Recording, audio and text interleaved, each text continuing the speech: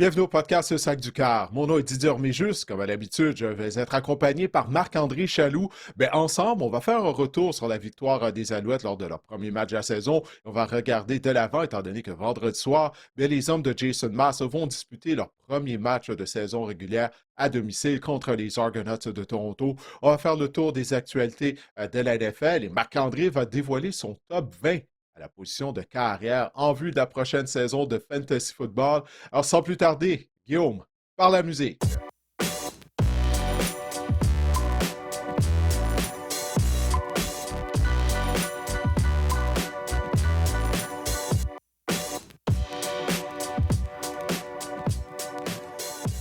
Marc-André, les Alouettes ont une fiche de une victoire et aucune défaite, mais tout d'abord, on va inviter les gens à nous suivre via les réseaux sociaux. Évidemment, Didier, on est partout sur les réseaux sociaux, on est sur YouTube, vous pouvez regarder l'épisode sur YouTube. Abonnez-vous également sur YouTube, le sac du corps, Didier Orméjus, ça fonctionne. Abonnez-vous, cliquez sur la petite clochette là, en haut à droite de votre écran, de votre cellulaire, pour vous abonner, c'est grandement apprécié. Également, on est sur Facebook, on a une page Facebook, le sac du corps, page Instagram également, le sac du corps. On est sur toutes les plateformes d'écoute, vos plateformes d'écoute préférées. Apple Podcast, Spotify, iHeartRadio, bref, toutes les plateformes d'écoute disponibles. Et c'est ça, abonnez-vous en grand nombre. La saison de football de la NFL arrive, mine de rien, à grands pas. On est à quoi? Moins de 100 jours là, du début de la saison de la NFL. La Oui. Ligue canadienne vient d'amorcer sa saison. Donc, on va avoir beaucoup de contenu pour vous dans les prochains mois. Oui, puis selon les chiffres, il y a beaucoup de gens qui regardent les épisodes, mais qui ne sont pas abonnés à la chaîne. Alors, comme Marc-André l'a dit, abonnez-vous à la chaîne YouTube, ça nous donne un petit coup de pouce. Puis la même chose également sur toutes les autres plateformes audio. Absolument, absolument, Didier. On va revenir rapidement sur la victoire des Alouettes. Ça se passait quoi, jeudi dernier. On va faire un petit tour, un petit survol rapide des choses, peut-être des observations qu'on a eues dans ce match-là. Tout d'abord, Didier, les Alouettes l'ont emporté à l'arraché en prolongation en n'ayant jamais mené dans ce match-là. Une belle démonstration de caractère là, de la part des Alouettes. Toi, qu'est-ce que tu as retenu de ce match-là? Que ça a été un match excitant, hein? Tu sais, ça a bien commencé Oui, la saison régulière, surtout après les deux matchs préparatoires en dormant auxquels on a dû assister. Là, ça commençait pour de vrai, puis wow! Ça a vraiment été une belle lancée de la saison 2026 de la Ligue canadienne de football, là, la performance des Alouettes. Ça a été un lent début de match, hein, du côté de l'attaque, mais on s'est tellement pas aidé là, du côté de Jason Maas. Marc-André, 10 pénalités en première demi seulement. 10 pénalités. On ne voit jamais ça de la part des Alouettes lors des dernières saisons sous Jason Maas. Les Alouettes sont habituellement une des équipes les plus disciplinées, mais c'est pas juste Maas qui s'est levé dans le vestiaire à la mi-temps. Là. Ce sont tous les joueurs, en commençant par Davis Alexander, qui ont dit regardez, ça, c'est pas nous, on ne peut plus écoper de pénalités. Le message a passé. En deuxième demi, seulement une pénalité pour les Alouettes en deuxième demi et en prolongation. Mais j'ai aimé le réveil de l'attaque des Alouettes. mhm. Là. Quelle performance à part de Davis Alexander, Tyler Snead, Marc-André. Tyler Snead, 9 réceptions pour 163 verges, avec tout un coup d'épaule qu'il a donné à Jamal Peters en plus. Tyler Snead sont touchés. Là, quand tu regardes la reprise de dos à Alexander, on voit comme la Ouais. fenêtre se refermer. C'est malade, cette La reprise-là. Tu vois que minuscule le ballon fenêtre. est passé, là, puis il y a deux joueurs des Tiger Cats qui arrivent après ça. Bref, cette reprise-là, elle était vraiment spectaculaire. Ah oui, oui, oui. Moi, j'adore ça. À chaque fois qu'on a justement ce plan de caméra-là, cette vue de derrière le carrière, on voit exactement qu'est-ce que le carrière voit. Comme tu l'as dit, si c'était pas de la force du bras de Davis Alexander, cette passe est interceptée. Il Hum. devait avoir un bras puissant, puis il a sorti sa balle rapide. Là. C'est vraiment de toute beauté de voir ça. Les deux joueurs s'entrecroiser, le ballon qui passe entre eux, qui réussit la réception, qui gagne des verges après cette réception pour se rendre jusque dans la zone des buts. Ça a vraiment été un jeu exceptionnel, là, autant de la part d'Alexander et de Snead. Tu dis, moi, Madden, je fais pas cette passe-là. Là. Je m'en vais dans Non, j'appuie sur un autre bouton. tu tentes pas Je ta chance. m'essaye même Mais c'est pas. ça, Non. cet angle-là de caméra, c'est ça. C'est comme jouer à un jeu vidéo à Madden ou au jeu de Ouais. college football. Donc, c'est vraiment bien. Ben oui, quelle force de la part du bras de Davis Alexander, quoi. Plus de 330 verges par la passe pour Alexander durant la rencontre. Mais il y a une chose, Didier, parlant d'Alexander, tu m'amènes sur ce sujet-là. On dit qu'Alexander, c'est supposé être un corps mobile. On dit qu'il était complètement rétabli de sa blessure au genou. Une course, 2 verges. J'ai pas en mémoire la course de 2 verges, mais je prendrais le pari que c'était pas une course qui était destinée pour être un jeu de course à Davis Alexander. Je sais qu'on n'a pas eu besoin, tu sais, bref, les restants de la pochette, ça a fonctionné, mais à moyen terme, Didier, là, moi, je pense qu'il est correct, mais il n'est pas 100%. C'est un gars qui court peut-être 7, 8 fois par match, qu'on on désigne aussi, là, on dessine des jeux de course pour lui. Ça m'inquiète un peu, moi, non? Ben, c'est une bonne question, parce que moi aussi, j'ai remarqué ça. Tu sais, on en avait parlé lors de l'épisode la semaine dernière, une des choses qui allait être à surveiller durant la rencontre, ça va être la mobilité de Davis Alexander. Bon, par moment, il a pu s'acheter du temps, mais effectivement, tu sais, il n'y a pas eu de course planifiée de sa part. On n'a pas vu les Alouettes utiliser le jeu de l'option, par exemple. Alors, Mhm, est-ce que c'est parce que tu sais, sa jambe n'était pas à 100% ou c'est la décision qu'on a prise peut-être durant la saison morte, qu'on s'est dit, écoute, si tu n'as pas à courir absolument. Cours pas. On ne va pas sélectionner de jeux de course avec toi. Peut-être qu'on va le faire tu sais, lors des matchs importants vers la fin de la saison régulière, peut-être. Mais c'est ça que je me demande. Est-ce que ça, c'était voulu? Simplement, on s'est dit, regarde, parce qu'une chose que j'ai entendu dire, euh, avec la jambe d'Alexander, le nombre de fois qu'il a subi des érogations musculaires l'année dernière, tu sais, je crois qu'il en a eu quoi, 5 en l'espace de 6 mois. mhm. On avait calculé que peut-être que ça allait être un problème qui allait devenir chronique, tu sais, quelque chose de récurrent. Alors Ah. peut-être qu'on lui a demandé de changer son style de jeu aussi, afin de ne pas courir la chance c'est de se blesser. Donc peut-être qu'il y a ça. Puis ça, c'est une question que je vais lui demander. On enregistre le podcast ce mercredi matin pour les gens là, qui nous écoutent ou qui nous regardent.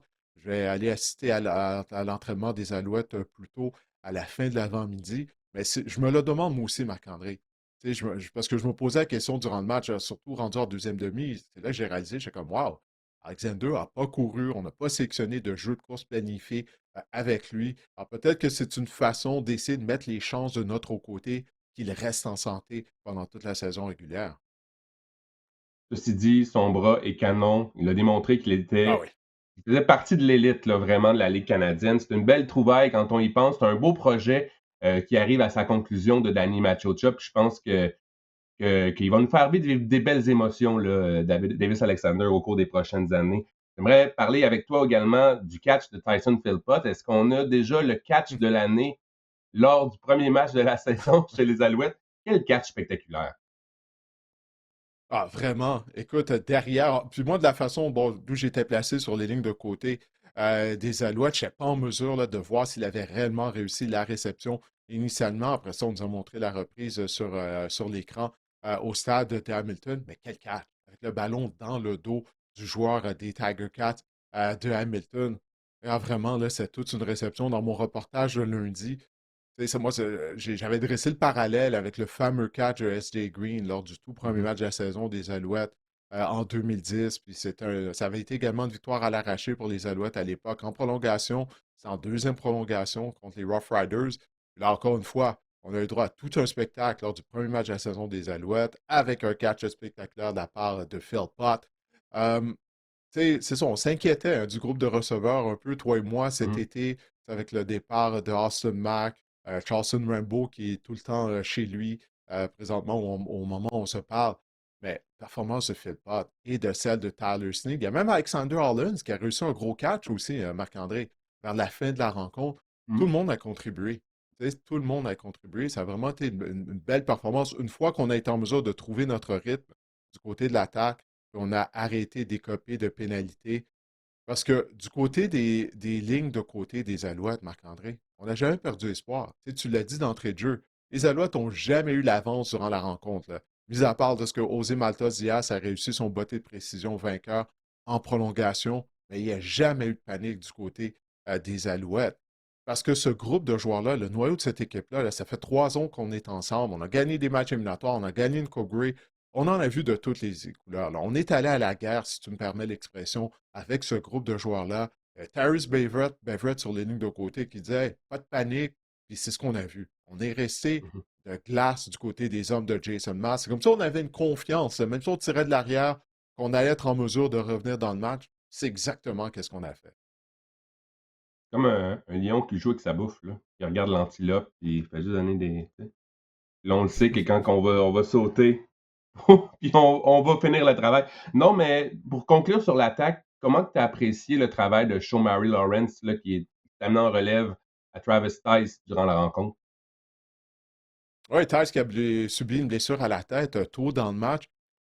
Bon, étant donné que les Alouettes tiraient de l'arrière, bon, on a misé beaucoup plus sur le jeu au sol là, qu'on voulait faire en début de rencontre. Alors, on ne peut pas critiquer là, Jason Mass de ne pas avoir maintenu un équilibre. En fait, Anthony Calvio, avec sa sélection de jeu, on tirait de l'arrière, il fallait passer le ballon, c'est ce qu'on a fait, puis on l'a très bien fait. Mais Lawrence est impressionnant. Tu sais, on l'avait vu lors des matchs Hum, préparatoires. Lors du deuxième match, lors du premier match préparatoire et lors du deuxième également à Ottawa, où il avait été le seul demi à l'attaque utilisé, il a été productif. Et lui et Tice étaient coéquipiers à l'Université South Dakota. Donc, ils se connaissent et ils ont une relation qui remonte à la saison 2020. Je crois que c'est leur première année ensemble. Et mais Lawrence, je pense que c'est une autre trouvaille qu'on a fait là, du côté des dépisteurs des Alouettes. Parce qu'on l'a vu, c'est un bon porteur de ballon. Il a des bons changements de direction. Puis encore une fois, Stevie Scott ne s'est pas entraîné lors des 2 premiers entraînements cette semaine. Alors, tout indique qu'il va rater un deuxième match de suite. Alors, moi, j'ai hâte de voir ça, là, le duo de Tice Lawrence. Puis, si on va remettre le ballon plus souvent à Lawrence aussi, étant donné que Tice n'a pas été en mesure de terminer la rencontre, il s'est entraîné cette semaine. Mais oui, Shamari Lawrence, il est très intriguant, je trouve. Puis en défense, on pourrait parler de Robert Kennedy, qui a vraiment connu tout un match. C'est drôle Ouais, parce il qu'il faut, avait hein? signé une prolongation de contrat avant le début de la saison. Puis comment remercier ses patrons pardon, de lui faire confiance en connaissant un match colossal comme ça? Une interception retournée pour un touché. Il a été l'artisan là, de la victoire en prolongation avec. Il a fait perdre le ballon au receveur des Tiger Cats. Bref, un gros match là, pour Robert Kennedy. Je l'ai trouvé excellent. Sans lui, les Alouettes perdent la rencontre. C'est aussi simple que ça. Parce que ça a été le point tournant, son interception retournée jusque dans la zone des buts pour un toucher. Ça a été le point tournant de la rencontre. Tu aurais dû voir la réaction sur les lignes de côté de la part des joueurs des Alouettes. C'est à ce moment-là que je suis comme, OK, les Alouettes vont revenir puis ils vont trouver une façon de gagner. Tu sais, ça a complètement énergisé l'équipe. Puis là, tu as parlé de l'échappée provoquée en plus pour permettre à Maltos Diaz de réussir son botté. Écoute, on en trouve des joueurs à tous les ans là, du côté des Alouettes. Kennedy était là l'année dernière, mais là, il fait partie de la formation partante. C'est un joueur qui ne rate pas de plaquer aussi. Non, écoute, ça a vraiment été toute une performance de sa part. Tu sais, c'est la première fois que je l'interviewais lorsque je lui ai parlé sur le terrain après la rencontre. Euh, Car quel match de la part de Robert Kennedy. Un gros match aussi de la part de Quentin Arcou. Tu sais, c'est son premier départ en saison Mm-hmm. régulière à la position de secondeur intérieur. Il était régulièrement dans le champ arrière. Il a une présence contre le jeu au sol des Tiger Cats. Tyrese Beverett aussi a connu un fort match. J'ai mentionné son nom un peu plus tôt. Donc, vraiment, tu sais, tout le monde a contribué dans cette victoire des Alouettes. Ça, c'est vraiment encourageant. C'est un bon point de départ. Tu sais, le premier match de la saison, c'est tout le temps ça. Tu sais, parce que peu importe le résultat, une victoire ou une défaite, il ne faut pas trop s'emporter. C'est un point de départ sur lequel on peut bâtir pour le reste de la saison, pour les prochaines semaines au moins. Alors, pour les hommes de Jason Maas, écoute, j'avais trouvé ça inquiétant un peu leur performance lors des matchs préparatoires. Et lorsque je regardais les matchs, j'arrêtais pas de me répéter, c'est juste un match préparatoire, c'est juste un match préparatoire. Mais là, lorsqu'il y avait 2 points euh, en jeu, ben écoute, on a vu une formation des Alouettes qui nous a rappelé celle des 2, 3 dernières années. On fait une référence à la politique américaine. On pourrait dire que les Tiger Cats ont goûté à la médecine de Robert Kennedy. Mais c'est moyen Hmm. comme. Non? Ah, c'est une meilleure médecine. C'est tout Oui, ce que je vais OK. dire. Comparatif, c'est une meilleure Puis, médecine. une cha- et moi, je vais dire une chose qu'on voulait passer vraiment peu de temps sur le match contre les Tiger Cats. Et on va parler des blessés. Didier, Cole Speaker a quitté le match contre Hamilton jeudi dernier. Justin Lawrence aussi. Et Tyrese Barrett n'était pas de l'entraînement en début de semaine chez les Alouettes. Qu'est-ce que peux nous dire là-dessus? Oui, dans le cas de Beverett, lundi, il était présent à l'entraînement des Alouettes, mais il ne faisait pas tout. OK? Donc, clairement, il était ennuyé par une blessure. Puis là, il a raté complètement l'entraînement de mardi. Alors, encore une fois, On enregistre le podcast le mercredi matin. On va voir s'il sera présent à l'entraînement de mercredi.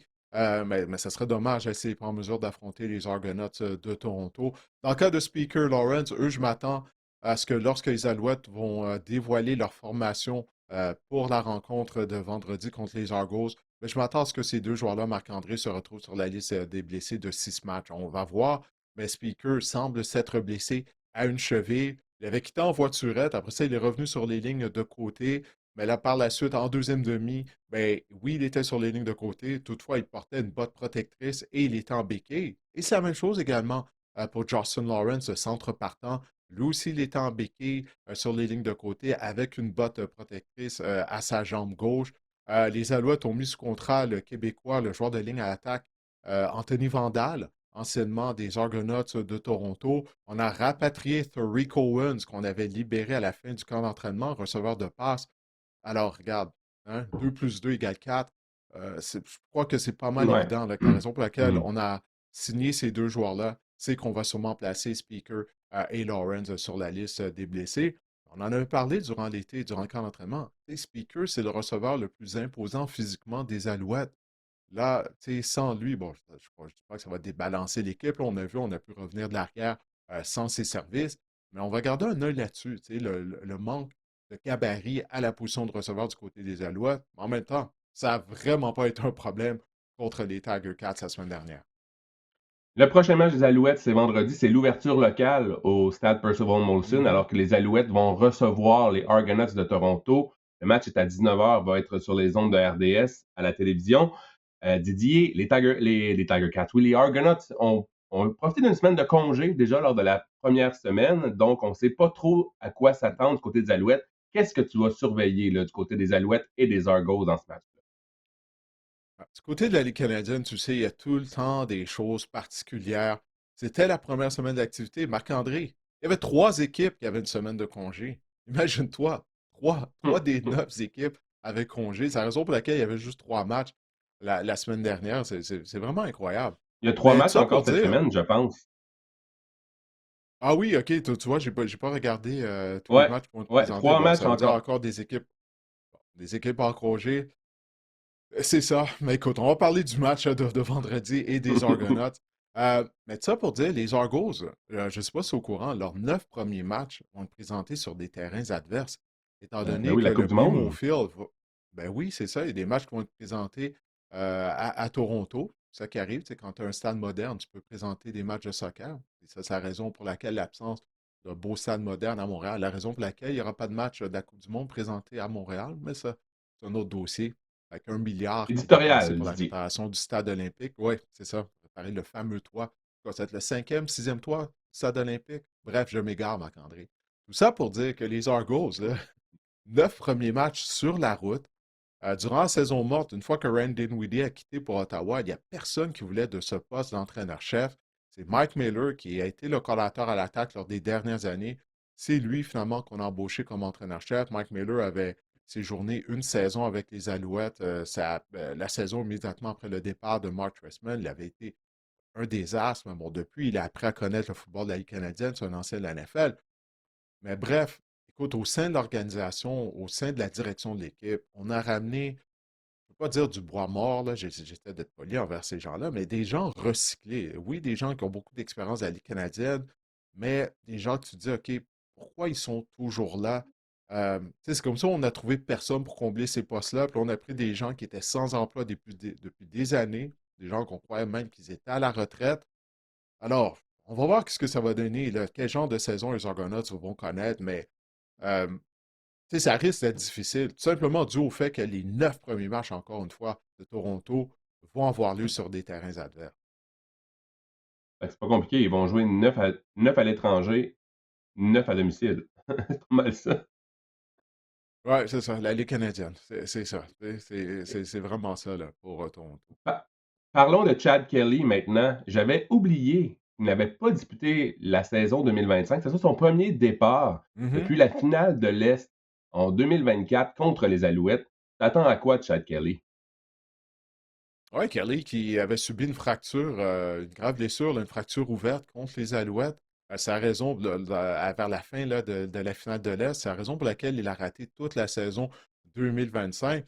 Je m'attends à quoi? Écoute, c'est difficile de savoir à quoi s'attendre, parce que ça fait tellement longtemps qu'on n'a pas vu Chad Kelly en action. Sa mobilité, ce sera la première chose à observer, puis c'est une carrière mobile qui est en mesure d'acheter du temps, du moins il l'était. Est-ce qu'il sera aussi mobile en disputant son premier match depuis 1 an et demi? Donc ça va vraiment être la chose à surveiller. Tu sais, il a un beau groupe de receveurs, encore une fois avec Coxie, Polk, qui devrait être en uniforme, à moins qu'il soit blessé. Donc, c'est ça. Mais encore une fois, c'est au sein de l'organisation des Argonauts de Toronto. Il y a plusieurs joueurs qui ont quitté l'organisation aussi durant la saison morte. Je ne suis pas certain des joueurs qu'on a amenés pour les remplacer. Donc, on va voir. Tu sais, parce que là, qu'est-ce qu'on a vu lors de la première semaine d'activité? Bon, les Alouettes viennent de défaire les Tiger Cats sur la route en plus. Hamilton avait terminé au premier rang de la division l'année dernière. Ottawa a perdu à domicile contre les Elks d'Edmonton. Les Elks semblent être améliorés. En fait, on a vu les Elks qu'on avait vus en deuxième moitié de saison l'année dernière, une fois que Cody Fajardo est devenu le carrière partant. D'ailleurs, ce Mac a inscrit son premier touché dans l'uniforme d'Edmonton. Et c'était un beau catch. Je Mais sais pas si tu as vu. C'était oui, tout un oui, oui, catch. oui, c'est très beau. Oui, oui, c'est un très beau catch. En ce Mac, on sait ce dont il est capable, mais est-ce qu'il peut rester en santé? Tu sais, c'est ça, là. Ouais. Depuis son arrivée dans la Ligue canadienne, c'est toujours ça le problème. Mais, puis, ben, c'est-à-dire qu'Ottawa m'a déçu. Oui, je sais qu'il pleuvait abondamment en début de rencontre, tout ça. On a été victime de revirements du côté d'Ottawa. Mais je m'attendais à mieux que ça de la part du Rouge et Noir. Encore une fois, c'est juste un match, c'est un point de départ. Mais ce que j'essaie de dire, c'est que les Alouettes semblent être la meilleure équipe dans l'Est, là. Mais ça, c'est après une semaine d'activité seulement. On n'a pas encore vu les Argos, on va aller voir vendredi. Je ne pense pas que Toronto va être une bonne équipe cette année à cause de toutes les raisons que j'ai dit. Les Alouettes vont être gonflés à bloc, Marc-André. Devant la foule du Stade Russell Molson, ils vont vouloir offrir un spectacle. Alors, on va voir s'ils seront en mesure de le faire vendredi soir contre les Argos, qui, eux, ben, c'est ça, ça va être leur premier match de la saison régulière. Donc, est-ce qu'ils vont être rouillés? Les Alouettes, eux, ils ont joué la semaine dernière et tout. Alors, tout semble favoriser les hommes de Jason Mack. Donc, on le rappelle, vendredi 19h au Stade Percival Molson, Alouette, Argonauts, les Argos sont en ville. Ça sera tout un match. Oui, absolument. Alors écoute, je vais profiter du moment pour inviter les gens à participer au tournoi de golf de la Société Alzheimer de Montréal. Le tournoi de golf va avoir lieu le 18 août et je vais être coprésident d'honneur de ce tournoi de golf. Alors, c'est une course que j'ai à cœur, bien sûr, concernant tout ce qui entoure les troubles neurocognitifs, étant donné que ma mère souffrait d'Alzheimer. Alors, la Société d'Alzheimer de Montréal, ben, elle dévoile cette année un nouveau format à son tournoi de golf annuel. Ça va être un 9 trous. Va se passer sur un nouveau terrain également, le club de golf Whitlock.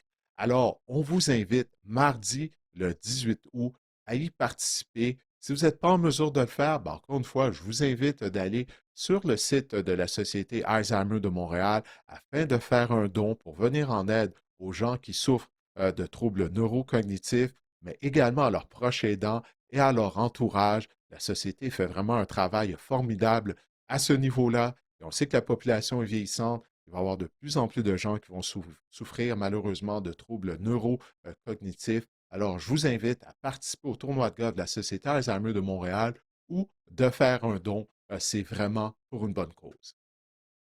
Passons maintenant aux actualités dans la NFL et on peut commencer par une nouvelle qui est NFL disons NCAA, alors que le corps arrière de Texas Tech, Brandon Sorsby, sera admissible finalement à jouer la saison 2026 malgré le fait qu'il a parié sur des matchs de son équipe. Donc, on en avait parlé il y a quelques semaines, toi et moi, là, Didier, on se demandait si justement Sorsby, elle allait être suspendue par la NCAA, elle allait pas justement faire le saut dans la NFL via le repêchage supplémentaire, là. Finalement, il va Ben pouvoir oui. s'aligner avec les Raiders de Texas Tech et jouer la saison 2026. Il sera suspendu seulement lors des 2 premiers matchs. Ouais, c'est dommage, hein. Toi et moi, on s'en est parlé hier Oui, lorsque la nouvelle est sortie. On souhaitait voir le repêchage supplémentaire. Tu sais, ça arrive tellement pas souvent. Puis là, en plus de ça, avec un carrière qui a le potentiel d'être repêché en première ronde. Donc, il y a cet aspect-là pour nous qui est décevant. mais Puis il y a l'aspect de la NCAA aussi. Ouais, vas-y, qu'est-ce que tu as à dire? Non, mais je m'en allais juste dire qu'il y avait des rumeurs comme quoi que les Jets pouvaient avoir donné un choix de troisième ronde là, pour Sorsby et tout. Mais bref, il n'y a plus rien de ça qui tient maintenant. Ben non, c'est ça, malheureusement, tu sais. Puis la date limite, c'était le 22 juin, afin de savoir si la NFL, justement, allait aller de l'avant avec le repêchage supplémentaire, si des équipes allaient démontrer de l'intérêt. Bon, tu viens de mentionner les Jets, il y avait des rumeurs qu'il y avait d'autres équipes qui auraient été prêtes à peut-être à se départir de choix au repêchage afin de sélectionner Sorsby. Ben, tout ça, ben, ça va pas arriver, comme tu l'as dit. Mais c'est ça. Au niveau de la NCAA, ça va vraiment pas bien, là. Parce que là, tu as un Ben non, joueur mais c'est ça. qui a parié sur des matchs de son équipe. Il a parié contre son équipe aussi, là, par le passé, Marc-André. Tu sais, c'est ça que je lisais ce matin avant de commencer Mhm. l'enregistrement du podcast. Ça, c'est la règle d'or. Tu sais, c'est une chose, là, si tu es un athlète, puis tu paries sur des matchs, probablement, tu n'es pas supposé faire ça. Tu sais, de parier contre ton équipe, ça, c'est inexcusable. Puis malgré tout, ben, il est allé devant les tribunaux, il a pu obtenir une injonction qui va faire en sorte qu'il va jouer lors de la saison 2026. Ben, personnellement, j'en reviens pas. Moi, j'étais certain que sa carrière universitaire allait être terminée. Tu sais, j'en reviens pas, Marc-André, parce que même à l'époque, moi, où est-ce que je jouais au football universitaire américain, c'est sûr, là, il n'y avait pas les paris en ligne et tout. Bon, les téléphones cellulaires, là, n'existaient même pas. Oui, les téléphones cellulaires existaient, mais pas les téléphones intelligents.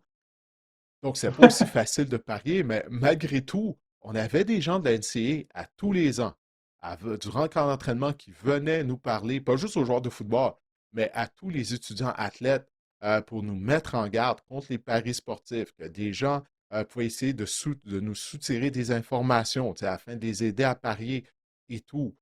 Mais là, tu parles d'un gars qui a parié contre son équipe, il va être en mesure de jouer quand même. En tout cas, moi, j'en reviens pas. Tant mieux pour lui, il obtient une deuxième chance. J'espère qu'il va être en mesure de maximiser cette deuxième chance qu'il obtient de poursuivre sa carrière dans les rangs universitaires, parce que c'est une carrière qui a le potentiel d'être repêché en première ronde. Donc, j'espère qu'il ne va pas bousiller sa chance, parce que, bon, il semble qu'il souffre, ben, pas il semble clairement, il souffre là, d'un problème hein, de Mhm. gambling. Il a parié des milliers de dollars lors des dernières années. Il est allé en thérapie. J'espère qu'il va pouvoir régler ce problème-là et puis, ben, justement, atteindre son plein potentiel en tant que joueur. Moi, je pense que ce qu'il faut retenir de ça, c'est que l'entité NCAA, les dirigeants, on perd de plus en plus de pouvoir. Puis c'est un peu ça qui est arrivé. Je trouve qu'on perd la face. Parce qu'une suspension de 2 matchs, c'est rien pour Brandon Sorsby. Avec l'avènement des NIL, là, que les joueurs ont de plus en plus de pouvoir intégrer le portail, puis pouvoir transférer d'équipes, signer des contrats, des contrats de pub, bref, gagner de l'argent, ben, je pense qu'on perd de plus en plus de pouvoir. Puis ça s'inscrit dans cette lignée-là là, pour Brandon Sorsby. Je trouve que l'entité NCAA, justement, perd un peu de pouvoir parce que c'est inacceptable ce qu'il a fait. Suspendre 2 matchs, c'est tout simplement ridicule.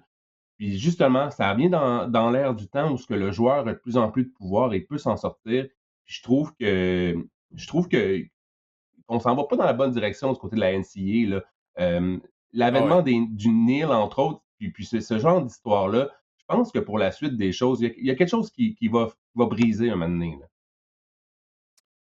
C'est qu'on est passé d'un extrême à l'autre. Tu sais, la Exact. NCAA avait beaucoup trop de contrôle avant. OK? Les joueurs ne recevaient pas une scène. Oui, tu avais ta bourse d'études, mais écoute, oui, tu avais ta bourse d'études, mais c'était comme si quelqu'un qui misait sur l'aide sociale, tu sais, pour pouvoir payer ton loyer, acheter ta nourriture. Tu sais, à l'époque, moi, ça fait longtemps, là, tu sais, j'étais un étudiant athlète.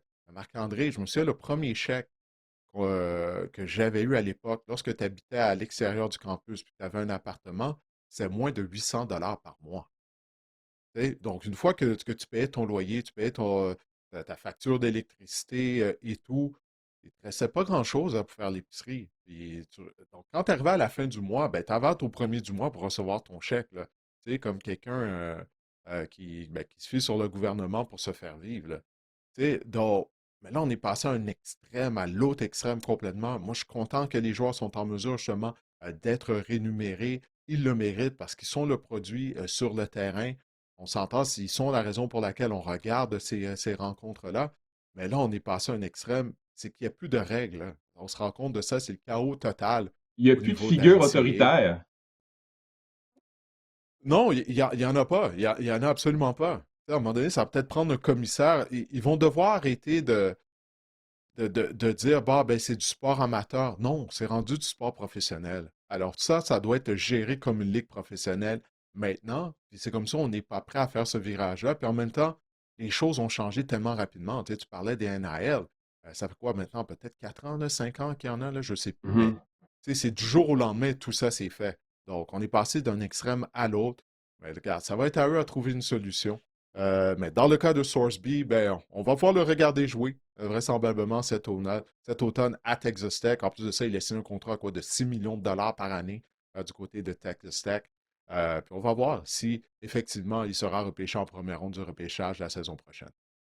Je serais pas prête à parier là-dessus, par exemple. Tu vois ce que je veux dire? Non, mais mon Ah, point, ah, c'est ah. que non, mais mon point, c'est que, tu sais, dans le temps, la NCAA faisait quelque chose de mal, la NCAA réagissait, tu sais, la death penalty, là, la pénalité de la mort, je sais pas comment le traduire en français. Le cas le plus célèbre, ça a été SMU, l'université. Tu sais, les universités, il y avait, comme je te dis, ce rapport d'autorité comme c'est pour, C'était trop, avec les universités et les joueurs.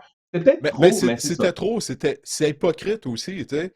Euh, Parce que c'est ça, tu sais, dans tous les gros programmes, les joueurs se faisaient payer, se faisaient donner des enveloppes. Tu sais, puis là, bon, SMU était allé trop loin à l'époque. Mais ça pour dire qu'il y a toujours eu de la corruption, tu sais, du côté de la NCAA.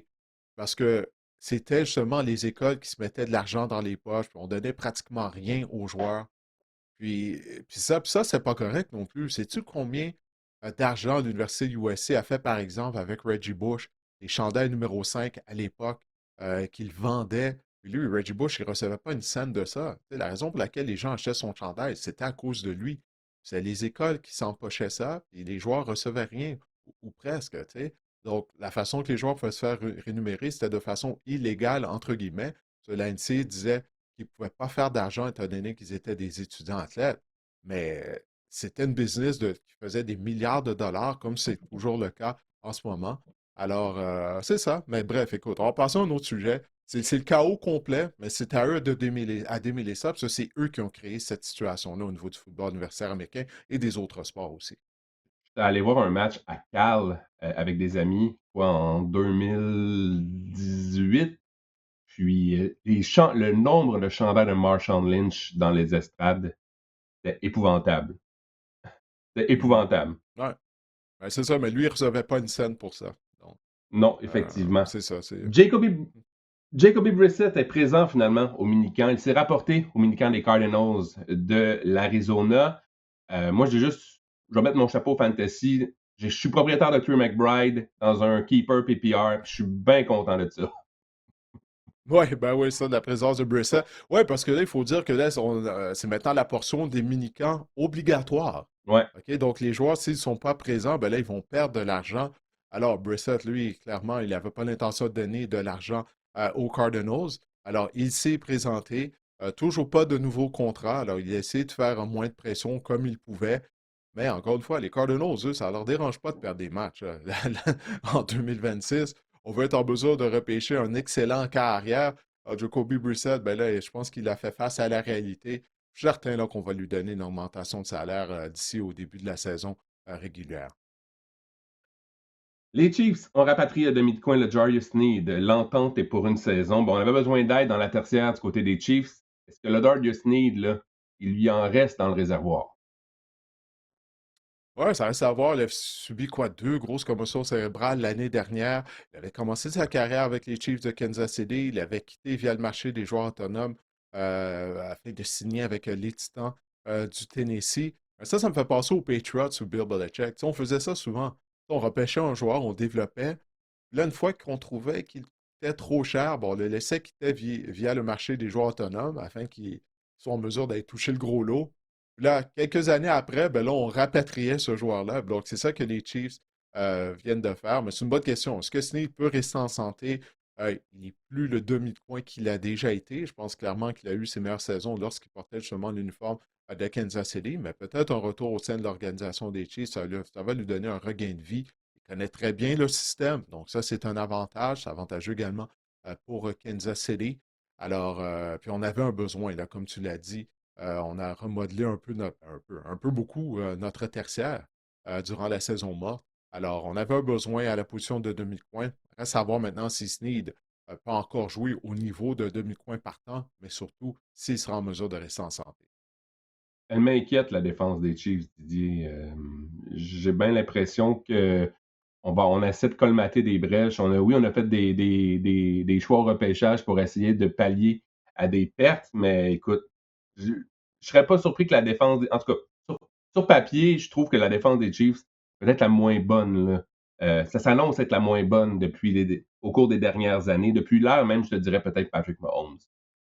Ben, Dan c'est les jeunes Campbell, joueurs les jeunes oui, joueurs qu'on a repêchés vont devoir contribuer.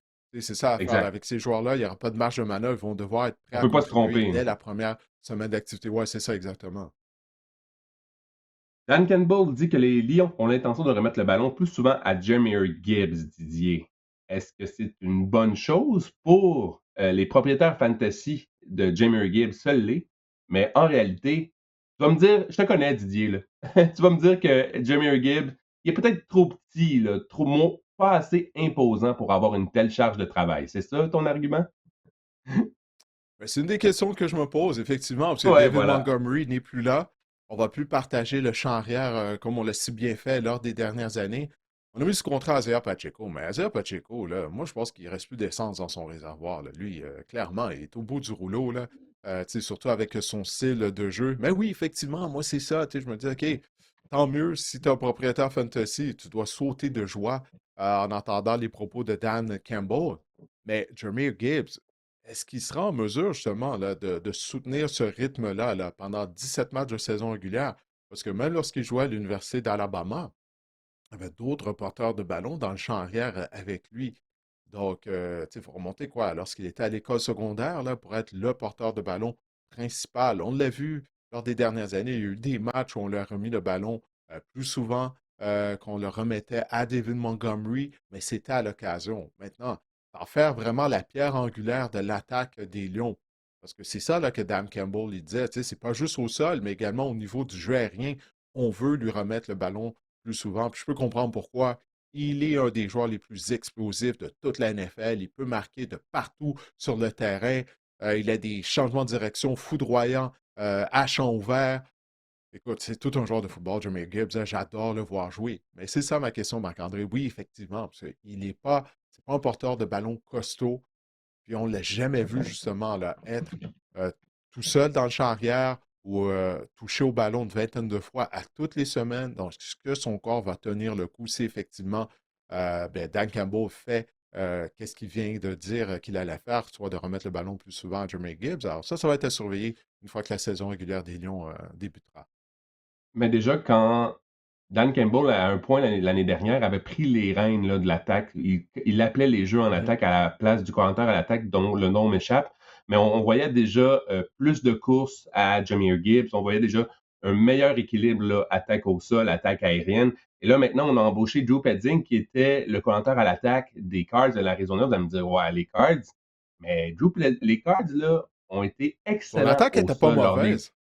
au sol, lors des 2, 3 Ouais. dernières années, James Conner a connu des saisons spectaculaires en termes de toucher, en termes d'efficacité. On avait un bon jeu au sol. Drew Petzing a peut-être bien des défauts, là, mais j'ai hâte de voir ce qu'il peut faire avec un gars comme Jahmyr Gibbs. Pour moi, là, je suis vraiment emballé parce que, oui, ce que Dan Campbell a dit, mais par la nomination de Drew Petzing, je pense que l'attaque au sol des Lions peut atteindre un autre niveau, là, assurément. Ouais, non, moi aussi, j'ai aimé le travail qu'il a fait lorsqu'il était en Arizona, surtout que c'est pas comme si on misait sur un groupe de joueurs extrêmement talentueux. Donc, il a démontré belles choses. Toutefois, avec Connor, que ce soit Connor, Trey Benson, tu sais, les porteurs de ballon qu'on avait en Arizona, ce sont des porteurs de ballon imposants physiquement, tu sais, qui sont plus gros que Jermaine Gibbs. Donc, il y a ça, mais écoute, encore une fois, tu sais, on va devoir attendre à la saison régulière pour voir si Gibbs va tenir le coup. Mais, encore une fois, c'est propriétaire fantasy football, c'est vraiment intriguant, là. Ça, c'est les propos de Campbell. Dans une autre chronique fantasy, on s'ostinera à savoir si maintenant Jahmyr Gibbs devrait être le premier porteur de ballon repêché au fantasy, ou on prend encore Hmm. Bijan Robinson. C'est une bonne question quand même à se poser. Ah ouais, Christian ouais, j'avoue, Watson. hein. Christian Watson a signé une prolongation de contrat avec les Packers de 4 ans et 110,5 millions de dollars, dont un bonus de signature de 31 millions de dollars. C'est pas compliqué, les Packers. On a fait nos choix. on a signé Watson, on a signé Jaden Reed, on a signé Matthew Golden. On va s'en aller avec ça là, euh, pour les prochaines saisons. Ouais, félicitations à Christian Watson. Tu sais, comme je l'ai dit tout à l'heure, là, moi, je suis toujours en faveur, que ce soit au niveau de la NCAA, de la NFL, de la Ligue canadienne. Les carrières sont tellement courtes au football. Moi, je suis toujours heureux lorsque les joueurs peuvent maximiser leurs revenus et chercher le plus haut salaire possible. Mais toutefois, moi, je trouve que c'est beaucoup d'argent donné pour un joueur qui est constamment blessé, Marc-André. Je ne sais pas ce que tu en penses. Je serais curieux de savoir, toi, ce que tu en penses de cette prorogation de contrat de Watson. Tu sais, il n'a jamais atteint les 1000 verges là, en une saison. La raison est simple, c'est qu'il est constamment blessé. Lorsqu'il est sur le terrain, c'est un joueur explosif. C'est un joueur qui dicte la couverture des défenses adverses. Tu sais, parce que Watson, on le sait, là, il est monsieur gros jeu. Il peut réussir une réception de 50 verges pour un toucher à tout moment. Ça a une très grande valeur. Mais, encore une fois, les blessures. Donc, c'est un pari qu'on prend du côté des Packers de Green Bay. Depuis le début de sa carrière, si je ne me trompe pas, il a raté des matchs à toutes les saisons, Christian Watson. D'accord avec toi que les blessures, vraiment, ça a été une histoire là, depuis le début de la carrière, mais comme tu l'as dit, lorsqu'il est sur le terrain, il est vraiment spectaculaire. Pour moi, c'est de loin le meilleur receveur éloigné, le meilleur receveur qu'on a du côté des Packers. J'inclus pas Tucker Kraft, là, le rapproché, mais on parle seulement du groupe de receveurs. Pour moi, il est de loin le receveur le plus supérieur de l'équipe. Mais c'est ça. Moi aussi, j'ai peur que les blessures et tout, mais on dit qu'il est correct. C'est un gars, c'est un prototype aussi d'un gars, d'un receveur numéro un, là, d'un receveur alpha dans une équipe. J'aime cette signature-là. S'il demeure en santé, Didier va connaître une grande saison. Et ça me dit aussi qu'on a l'intention de se tourner davantage vers lui aussi. On a échangé Romeo Dobbs, on s'en souvient. Mais oui, Christian Watson, c'est risqué, mais je pense que s'il peut enfin rester en santé, le pari va en valoir la chandelle. Le jeu va en valoir la chandelle. Le pari, en tout cas, bref. Ouais, généralement, c'est le jeu, mais là, ça fait plusieurs fois Ouais, qu'on le jeu va on en parle valoir de la chandelle. paris. C'est ça, de paris là, depuis le début C'est de Brandon l'épisode. Sorsby qui, le Mais, pari va en valoir la chandelle. ouais, C'est c'est ça, son écoute. mojo. Ben, ouais. Ça a été notre premier sujet, Brendan Sorsby, puis là, ça n'arrête pas de revenir, là, les paris. Mais écoute, regarde, là, je suis en train d'aller regarder les stats en carrière de Watson ici. Ben, c'est ça. Écoute, sa première saison, 14 matchs. La deuxième saison, 9 matchs. 2024, 15 matchs. Donc, OK, il a raté seulement 2 matchs. Mais l'année dernière, 10 matchs. Donc, lors deux des trois dernières saisons, Christian Watson a raté 7 matchs ou plus. Tu sais, c'est énorme, ça, Marc-André. Tu sais, son plus haut total de verges en une saison, c'est 620 verges. Pense à ça. Ouais. 620, on vient de donner un contrat de 100 millions. Tu sais, le plus grand nombre de Mais touchés, c'est. ça a été lors de sa saison recrue avec 7. L'année dernière, il en a eu 6. Mais tu sais, quand tu regardes sa moyenne de verges par réception, l'année dernière, 17,5. En 2024, 21,4 verges par réception. Tu sais, ça, c'est énorme. Comme tu l'as dit, c'est ce qu'on recherche du côté de receveur numéro un. C'est un joueur qui peut dicter à la défense adverse la couverture, puisque ce gars-là peut attaquer de façon verticale. En plus de ça, tu sais, il mesure 6 pieds 4, pèse plus de 200 livres. Son talent est indéniable, mais il rate trop de matchs à mon goût pour avoir un engagement financier envers lui de la sorte. S'il était en santé, ce serait A.J. Brown, essentiellement. Même genre de receveur, mais c'est ça. Ben, il est plus rapide que Brown, plus explosif. Oui, je suis Plus d'accord. explosif Oui, qu'AJ oui, Brown, oui. je dirais. Ouais. Mais, Mais c'est un vrai receveur ouais, numéro c'est un comme ça. AJ Brown lorsque Brown est à son mieux, ouais. C'est sûr qu'il y a un peu de ce contrat-là qu'on s'est dit qu'est-ce que Watson va pouvoir nous apporter plutôt de qu'est-ce qu'il nous a déjà donné. Mais c'est ça, c'est un pari. Il faut qu'il reste en santé. Je sais qu'il y a eu des problèmes récurrents qu'on avait finalement trouvé là, ce qu'il pouvait faire pour Ouais, ses avec les blessures. ischio-jambiers, justement. Exact. Ouais. On avait été consulté et tout. Bref, j'ai hâte de voir. Christian Watson, moi je l'adore comme receveur sur le terrain. Là. Je trouve que ça va être il pourrait connaître une grande saison. Mais comme tu l'as dit, il pourrait connaître une grande saison. Il l'a vraiment jamais fait parce qu'il a raté beaucoup. L'ailier rapproché maintenant, Darnell Washington a signé une prolongation de contrat de 4 ans avec les Steelers pour une valeur maximale de 42 millions de dollars, dont 21 millions sont garantis. Darnell Washington, c'est l'un des meilleurs ailiers rapprochés pour bloquer également dans la NFL. On oublie souvent ça. C'est un homme parmi les Gros. enfants aussi. On oublie souvent ça. Ben, c'est ça. Mais Il est gros comme un joueur de ligne à l'attaque. exactement, mais 311 ça, livres qui pèse.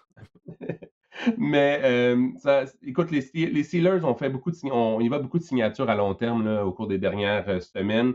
Ça s'inscrit vraiment dans ce mouvement-là de la part des Steelers. On s'assure de nos bonnes pièces, nos pièces importantes à long terme. Oui, la semaine dernière, il y avait également secondaire extérieur Nick Herbig qui a signé une prolongation de contrat avec les Steelers de Pittsburgh. Ben, tu l'as dit, tu es Darnell Washington, depuis qu'on l'a repêché, on a vu une progression de sa part à chaque saison.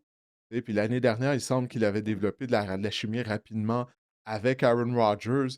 Bon, Rodgers, c'est qu'il attaque plus les zones profondes aussi souvent qu'il le faisait. Tu sais, combien de fois qu'il remettait le ballon à Kenneth Gainwell et Darnell Washington l'année dernière.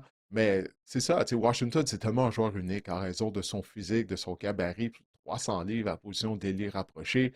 Mais il est productif, tu sais, comme je l'ai dit, il s'est amélioré à chaque année. Alors, je peux comprendre les Steelers d'avoir ben, voulu lui offrir cette prolongation de contrat, parce que c'est un joueur qui est vraiment sur une tendance qui progresse là, depuis qu'il a été repêché par Pittsburgh. Après avoir raté les 5 derniers matchs des Bears la saison dernière à raison d'une fracture de stress à un pied, Rome Odunze dit qu'il a des dommages permanents à son pied. Oh oh.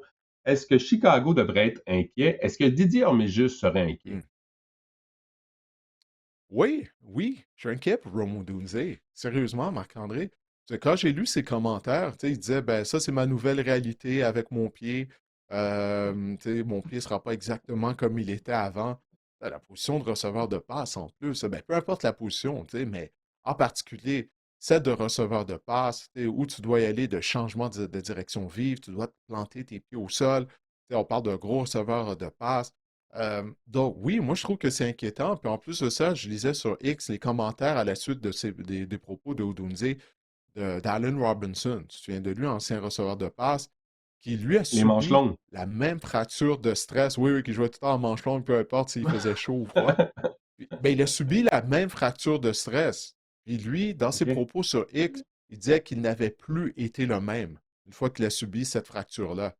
Tu sais? Puis là, Odunze, il semble indiquer que ça va être la même chose pour lui. Donc, et puis lui, c'est triste parce que là, il est en début de carrière. Là. Il va amorcer seulement quoi, sa troisième saison avec les Bears de Chicago.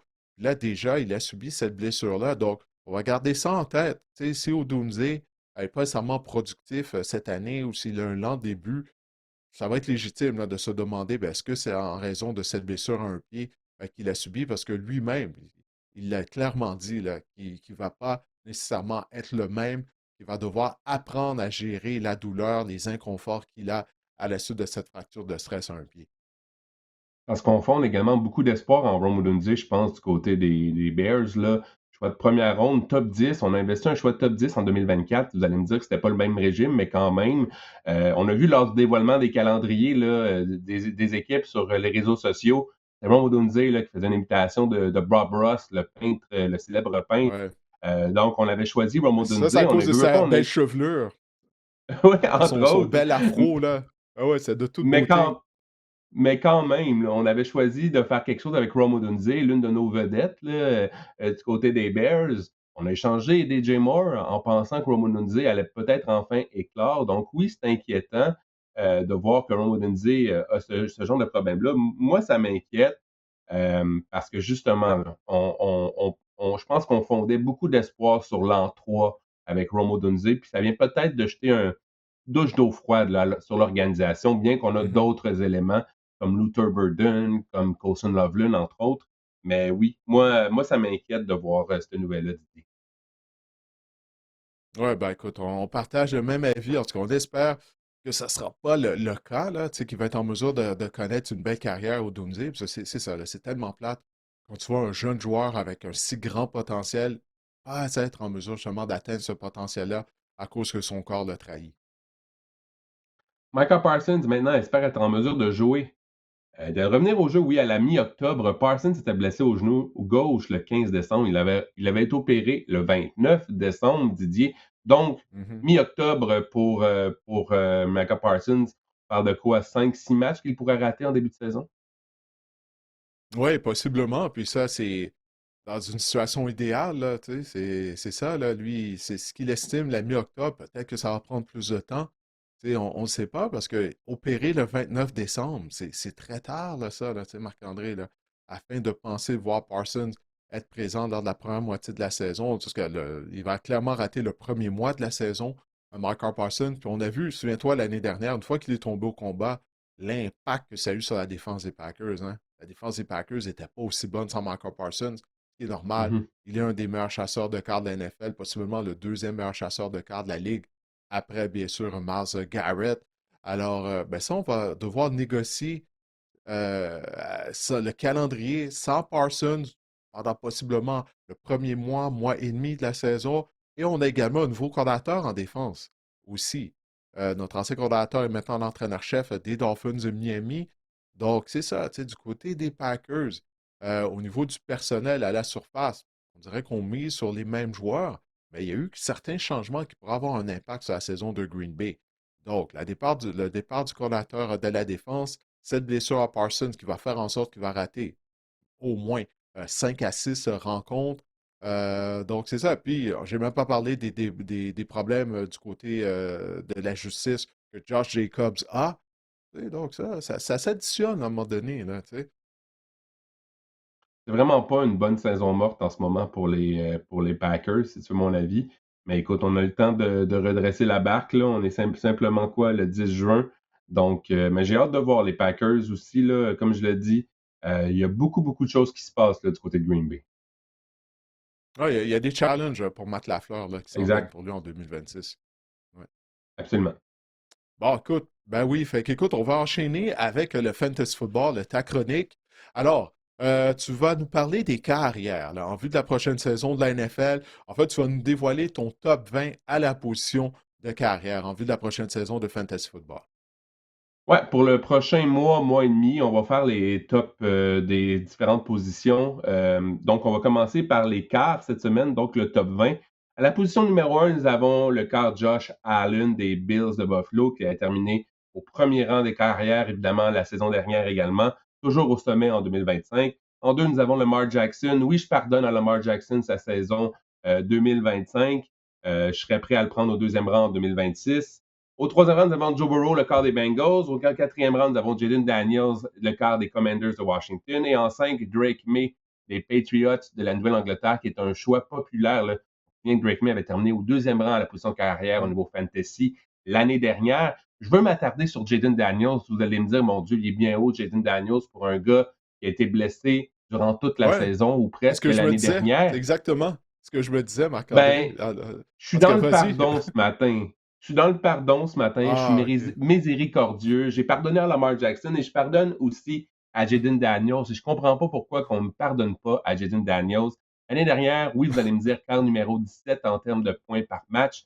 Mais il ne faut pas oublier qu'en 2024, lorsqu'il était en parfaite santé, il était l'une des quatre recrues avec une moyenne de 20 points fantasy par match en 2024. Ça a été tout simplement spectaculaire. L'année dernière, bon, oui, les blessures, pas à 100%.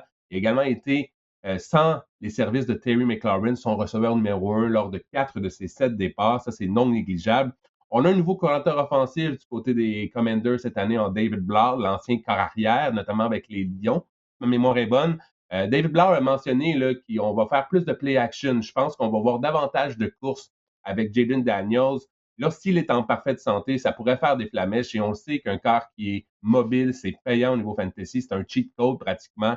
Il ne faut pas oublier que l'année dernière également, près de 50 verges par match pour Jaden Daniels, de simplement pas marquer de toucher. Je suis prêt à pardonner Jaden Daniels parce que les ingrédients, c'est les mêmes ingrédients qu'en 2024. Il faut juste qu'il demeure en santé. Et je pense que s'il demeure en santé, euh, il pourrait connaître une autre grande saison fantasy. J'hésitais. Je suis un fan de Burrow, je suis un fan de Drake May, je suis un fan de Daniels. Bref, le top 5, c'est vraiment un top 5 bien défini pour moi à la position de carrière. Drake May, j'ai hâte de voir avec A.J. Brown ce que ça peut donner. Joe Burrow, on le sait, lui aussi, hein, s'il est en santé, là, c'est un gars qui va passer pour potentiellement pour 4500 verges facilement cette année. Il y a des armes en attaque. Mais Jaden Daniels, je suis prêt à y pardonner parce que ce gars-là, lorsqu'il est sur le terrain, il est explosif. Ah, les Commanders, depuis la saison recrue là, de Jaden Daniels, c'est décevant, hein. L'année dernière, ça a été un retour sur terre pour eux. Daniels, il avait eu cette horrible blessure à son coude gauche, c'était disloqué un coude. Après ça, il est revenu au jeu, puis là, je pense qu'il avait subi une autre blessure. C'est le thème un peu de l'épisode, là, depuis qu'on parle de la NFL, tu sais, Mhm. que ce soit de Christian Watson, Jaden Daniels, les joueurs, est-ce qu'ils peuvent rester en santé? On sait qu'en santé, ils sont productifs généralement, mais est-ce qu'ils peuvent rester en santé? Puis ça, c'est une question pour Jaden Daniels. On sait qu'il n'est pas costaud aussi, hein? Tu sais, puis, c'est ça, des fois, il encaisse des gros contacts. Mais je suis surpris que tu aies Jaden Daniels avant Drake May, surtout avec l'arrivée d'A.J. Brown à Foxborough. On a un vrai receveur numéro un, là. Il me semble que ça devrait juste aider Drake May, non? Ça va aider Drake May, ça peut pas faire de tort, en tout cas, ça c'est sûr. Mais j'ai toujours pensé que Mike Vrabel est un gars qui aime avoir un bon équilibre. Je pense que le duo Ramondre Stevenson, Trevion Anderson, Anderson à sa deuxième année, va connaître peut-être une belle progression aussi, va être un gars intéressant. Euh, mais encore là, c'est le potentiel au sol. Je pense que Jaden Daniels a un meilleur potentiel au sol. Je sais que par la passe, les Commanders, là, on a Terry McLaurin et c'est tout pour l'instant aussi. Mais, Ouais, c'est ça mais aussi, j'ai hâte hein? de voir. Mais tu sais, c'est une fine ligne. Là. Puis en plus, t'as un top 20 à la position de quart au 10 juin. J'aimerais ça de savoir ce que les gens en pensent. Ça se peut que je Mm. change d'idée rendu au mois d'août également. Mais pour l'instant, j'ai Jaden Daniel parce que je pense que Joe Burrow va avoir des meilleures statistiques offensives que Drake May s'il est en santé. Je pense que Jaden Daniels aussi, justement, à cause qu'il peut courir. Mais écoute, si vous voulez me pitcher des rushs, laissez-vous des commentaires dans les commentaires là, sur YouTube et tout. Vous pouvez me dire à quel point Drake May il a été sensationnel la saison dernière. Et cette saison, il manquait juste A.J. Brown pour qu'il atteigne un autre niveau. Je pourrais pas vous estimer. C'est vraiment des cheveux là, qui séparent ces trois quarts-là. Pour moi, Josh Allen, Lamar Jackson, c'est coulé dans le béton. Par la suite, 3, 4, 5, je pourrais encore changer d'idée, disons ça comme ça. Ouais, ben écoute, on va voir, on va voir. On va publier ton top 20, les tableaux de ton top 20 sur les réseaux sociaux. Puis il sera intéressant de voir la réaction des gens, que ce soit via Instagram ou la page Facebook du podcast. Maintenant, allons-y avec les positions 6 à 10 de ton top 20. En sixième, ben, ça commence avec ton carrière, la carrière de tes Eagles, Jalen Hurts. Imagine si j'avais mis Jalen Hurts avant Drake May, on m'aurait traité là, de chauvin, de homer là, de mon équipe. Ah, Imagine ben, t'aurais le, dû le le... faire, Marc-André, t'aurais dû le faire. C'est ça le but des réseaux sociaux, là, c'est de choquer les gens, de forcer les gens à réagir, à interagir avec nous. Donc, c'est ça. Peut-être on devrait plus se pencher du côté du sensationnalisme, là. C'est ça qui compte, c'est l'engagement au niveau des réseaux sociaux. C'est ça qui compte pour avoir des chiffres. Peut-être qu'on devrait tomber du côté obscur de tout ça, là. Mais mon point, c'est que je suis inquiet pour Jalen Hurts au niveau fantasy. Je pense qu'il est clairement derrière le top 5. Euh, puis, je sais pas trop. En fait, l'attaque des Eagles, comment tout ça va s'agencer, c'est un rempli de points d'interrogation. C'est ça qui m'effraie en ce moment. Il faut que je vois au camp. Je veux voir des belles spirales au camp, tu vas me dire, là. Mais je veux voir comment que au camp, ça va s'agencer tout ça avec Mackay Lemon, avec le départ de Jay Brown, avec Devontae Smith comme numéro un. Ça a l'air qu'il a Tower en ce moment, c'est pas une entrée très fracassante là, dans la NFL au camp des Hmm. Eagles. Mais bref, beaucoup de points d'interrogation pour Jalen Hurts et on le sait que Hurts en est un autre. C'est un quart qui est mobile, c'est un quart qui profite de la poussée fraternelle, là, le fameux touche-push des Eagles pour inscrire au moins une dizaine de touchés par année. Mais je pense vraiment là, qu'on a des questionnements avec l'attaque des Eagles. L'année dernière, il faut se le dire, là, par la passe, 23e attaque aérienne des Eagles. C'était pas reluisant non plus par moment. Donc, ça m'effraie, mais il demeure un quart talentueux, un quart qui, avec le touche-push, peut être très, très, très, très payant au niveau fantasy. En 7, nous avons Dak Prescott des Cowboys de Dallas qui va être aux commandes encore, selon moi, d'une attaque explosive, bien que la défense sera meilleure à notre grande dame au niveau fantasy. Trevor Lawrence en Ça numéro peut pas être 8 pire. avec La les défense peut Jaguars. pas être pire que l'année dernière. Non. Cette La défenseur peut pas défense, être pire, c'est impossible. en numéro 8, Trevor Lawrence des Jaguars de Jacksonville. Les Jaguars, qui est une attaque en ascension avec Liam Cohen, le génie derrière cette attaque-là. En 9, Jackson Dart, le quart des Giants de New York. Un quart qui court, un quart mobile, c'est payant. C'est pour ça que Jackson Dart, je pense qu'il pourrait connaître une bonne saison. Et Caleb Williams des Bears de Chicago, on a vanté là, les armes en attaque du côté des Bears, mais on faudrait quand même mettre Caleb Williams, le gars qui va leur lancer le ballon dans le top 10. Et je veux m'attarder à Trevor Lawrence en 8. J'adore Trevor Lawrence pour la prochaine saison. Je ne suis pas convaincu par les receveurs. Je ne sais pas quel choisir entre Parker Washington, Jacoby Myers ou même Brian Thomas ou même Brenton Strange à la position... Ah, la photo. Et même Brenton Strange à la Ah, position je d'allié l'adore. rapproché, d'approcher. Mais je suis d'accord que Trevor Lawrence pourrait connaître une grande saison. En fait, l'année dernière, il a été le meilleur quart fantasy en deuxième moitié de saison. Donc, à partir de la semaine numéro 9, il a été troisième également chez les quarts pour les courses à la porte début, derrière Allen et Jalen Hurts. Ça, c'est vraiment une tendance qu'on remarque avec les attaques de Liam Cohen. On se souvient la grosse saison de Baker Mayfield, mais c'était ça aussi. Il courait davantage avec le ballon. 9 touchés au sol pour Trevor Lawrence. C'est beaucoup, vous allez me dire, mais je pense qu'il peut quand même atteindre 6-7 assez facilement. Son plancher est quand même très sûr, si vous voulez mon avis, pour Trevor Lawrence. Par contre, seulement 60% de passes complétées la saison dernière. Ça, ce serait à améliorer. Mais j'ai parlé de l'Arsenal. Elle est très bonne là, du côté des Jags avec Washington, Thomas, Jacoby Myers et Brenton Strange, entre autres.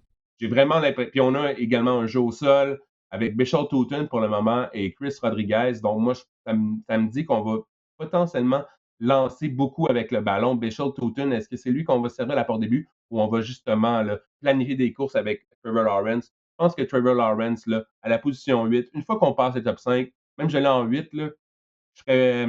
C'est toujours. Puis en plus lorsqu'on repêche en carrière, c'est toujours la ronde versus le rapport versus un rapport qualité-prix, en fait. Je pense que Trevor Lawrence est un quart que vous pouvez avoir loin dans vos repêchages fantasy qui pourrait être hyper intéressant en 2020. Ouais, tu parlais de Tootin. Apparemment, là, il fait sensation au mini-camp des Jaguars de Jacksonville. Ça vaut ce que ça vaut là, au mois de juin, là, tu vas me dire. Là. Mais quand même, tu sais, je pense que toi et moi, on l'aimait l'année dernière, là, lorsqu'on lui Ouais. remettait le ballon, tu sais, démontrait qu'il était quand même assez explosif. Puis un thème qui est récurrent depuis le début de la saison morte des Jaguars, c'est Trevor Lawrence et Brian Thomas Jr. passent énormément de temps ensemble afin d'améliorer leur chimie. Ça fait plusieurs fois que je dis ça. Puis là, j'ai même vu une clip de Liam Cohen au podium après des séances d'entraînement des Jaguars de Jacksonville qui lui aussi parlait de ça, à quel point Lawrence et Brian Thomas passent du temps ensemble, ils restent après les entraînements, ils travaillent ensemble. Donc ça, on va garder ça en tête. Parce que Brian Thomas a déçu tout le monde l'année dernière, après sa brillante saison recrue. Mais là, si lui et Lawrence peuvent développer de la chimie, clairement, ils sont conscients là, que ça n'a pas bien été l'année dernière, Mhm. fait qu'ils travaillent là-dessus. Donc, c'est ça que j'ai hâte de voir cette année. Puis ça pourrait juste donner un coup de pouce à la production de Trevor Lawrence en termes de fantasy football. Ce Thomas, son talent, là, ça lui sort par les oreilles, là, comme on dit. Je pense qu'il va y avoir un meilleur équilibre, genre, de la répartition des cibles ou des passes, là, ou des ballons dans le jeu aérien. Il faut se souvenir qu'à son année d'éclosion, à Brian Thomas, il a obtenu 35% des cibles des quarts. C'était Mac Jones, même à l'époque. Là. Mhm. Il a connu un des bons moments avec Mac Jones. 35%, c'est énorme. Là. C'est une production à la Jamar Chase, à la Justin Jefferson, en termes d'attention ou de ballons dirigés vers lui. Je pense qu'on va s'en aller plus Ouais. vers un meilleur équilibre. On a vu Parker Washington aussi, c'en est un autre là, qu'on dit de belles choses lors des mini-camps, des camps du côté des Jags. Donc, j'ai hâte de voir. Je pense pas qu'on va retourner à ce qu'il pouvait être à sa saison recrue, Brian Thomas, mais je pense qu'il va clairement glisser dans vos repêchages fantasy. Je pense qu'en sixième, septième ronde en ce moment, là, Brian Thomas, c'est quand même une excellente cible pour moi dans ces rondes-là. Ouais, il y a beaucoup d'armes à la disposition, oui, de Trevor Lawrence. Puis encore une fois, là, tu viens d'en parler, Washington, Parker Washington et compagnie, Brian Thomas. Puis c'est ça, je me demande pourquoi on veut s'entêter à utiliser Travis Hunter, encore une fois, à la position de receveur. On est bien entier à la position de receveur. Bref, en tout cas, ça, c'est le sujet d'une autre de conversation plutôt. Oui, et donc, on va enchaîner avec tes positions 11 à 15. Alors, à la position 11, on retrouve un beau Knicks des Broncos de Denver. Exact. Bo Nix des Broncos. En 12, nous avons Brock Purdy des 49ers de San Francisco. En 13, le joueur par excellence de la dernière saison dans la NFL, Matthew Stafford, Ah, avec il est les loin, il me Rams. semble, non? Ben, c'est C'est pas parce trop bas pour Stafford. c'est parce qu'il est vieux. Hein? Il se fait vieillissant souvent. mais là, en plus, on rentre dans la catégorie, lorsque vous êtes dans une ligue à 12 équipes, ce qui est la norme, ce qui est la tendance, à un quart arrière, c'est des gars que vous repêchez en fin de repêchage ou des gars qui sont disponibles sur votre fil de joueurs autonomes. Si vous passez après par-dessus le top 5 là, que j'ai mentionné plus haut, Matthew Stafford, en fin de repêchage, ça pourrait être une bonne option. On s'attend à une attaque explosive, mais encore là, il est vieillissant, des maux de dos, on s'en souvient, là. Et on n'a pas encore eu de nouvelles d'épidurale dans l'entre-saison, mais bref, il vient avec sa part de risque, Matthew Stafford. Justin Herbert, les Chargers de Los Angeles également. L'année dernière, ça a été une catastrophe avec la ligne à l'attaque. On s'attend à ce qu'elle soit meilleure cette année. Peut-être que Justin Herbert va pouvoir rebondir à ce niveau-là. Et Jared Goff, qui est comme le tofu là, dans la vie, tu sais que Jared Goff, tu sais qu'est-ce qu'il va te donner, Jared Goff, également meilleur à domicile que sur les terrains adverses qu'à l'étranger, avec de bons receveurs dans une bonne attaque. Est-ce que justement, le fait qu'on veut remettre le ballon davantage à Jahmyr Gibbs, ça pourrait jouer sur la production fantasy de Jared Goff? Ça reste à voir. Mais je voulais vous parler de Bo Nix parce que je pense que Bo Nix, on a décidé du côté des Broncos de bien l'entourer cette année avec la venue de Jaylen Waddle. Ça, c'est intéressant. Le quart numéro 7 au niveau fantasy l'année dernière, mine de rien, Bo Nix, il a terminé dans le top 8 à ses 2 premières saisons. On semble l'oublier parce que souvent, son problème, c'est qu'il est inconstant de match en match et même de quart en quart, je vous dirais, dans les matchs. Ouais, Lui aussi, là, c'est un adepte des remontées spectaculaires comme Caleb Williams également. On pourrait quand même lui reprocher la même chose. Mais il a également le 5e plus haut total de points fantasy au sol pour un quart depuis 2 ans. Donc, il est utile également au sol. Il est utile avec ses jambes. Je pense que Bo Nix, avec Waddle, c'est l'ingrédient qui manquait pour que l'attaque des Broncos soit explosive. On n'a pas fait vraiment d'addition à la position de porteur de ballon. Je pense qu'on va se tourner davantage vers le jeu aérien du côté des Broncos. Mais encore là, entre Nix, Purdy, Stafford, Herbert, Goff, peut-être pas Goff, mais Herbert, Stafford, Purdy, Nix, je veux dire, il y a une fine ligne là, qui est dans mon top, dans mes positions, qui les sépare selon moi. C'est souvent un cas de préférence. Plus jeune également, Brock Purdy, peut-être pas autant d'armes en attaque de qualité, à part Mike Evans, souvent blessé, qui ne rajeunit pas. Par la ouais, suite, c'est ça. Keeper Mm. Saul, on ne sait pas trop le reste. On a repêché Striblings. On ne sait pas trop ce que ça va donner. Bref, on va s'en remettre beaucoup à Christian McCaffrey. Stafford, oui. 30, c'est ça. Il y a des points d'interrogation pour tout. Fait que c'est ça. Bo Nix, je pense qu'il pourrait intégrer même le top 10 parce qu'il a intégré le top 10 dans ses 2 premières saisons. J'ai hâte de voir ce qu'il va pouvoir faire avec Waddle cette saison. Ouais, du côté des 49ers, si tu parlais de Purdy, je peux voir une situation où ça va pas bien aller là, pour l'attaque des Niners parce qu'il y a trop de joueurs. euh, ben c'est ça, tu sais, fragiles, si on peut dire. Tu sais, Mike Evans, on le sait, là, ses ischio-jambiers, à tous les ans, il rate des matchs. Puis il est rendu âgé aussi. Là, il va faire partie d'un nouveau système et tout. Je sais que George Kittle est allé de bons commentaires à l'endroit de Mike Ouais. Evans depuis là, les entraînements, depuis qu'on a repris des entraînements Et même de la Kittle, je saison pense qu'il morte. pourrait revenir pour le premier match de la saison, là. J'ai hâte de voir, là. Ben, c'est ça, Kittle, lui, il a subi une déchirure au tendon d'Achille. On verra s'il sera là dès le début de la saison. Là, tu as mentionné Pearsall. Depuis qu'il a été repêché, il a joué de malchance avec les blessures, avec l'incident qui était arrivé également avant même qu'il dispute son premier match dans la NFL lorsqu'il s'est fait tirer en pleine poitrine.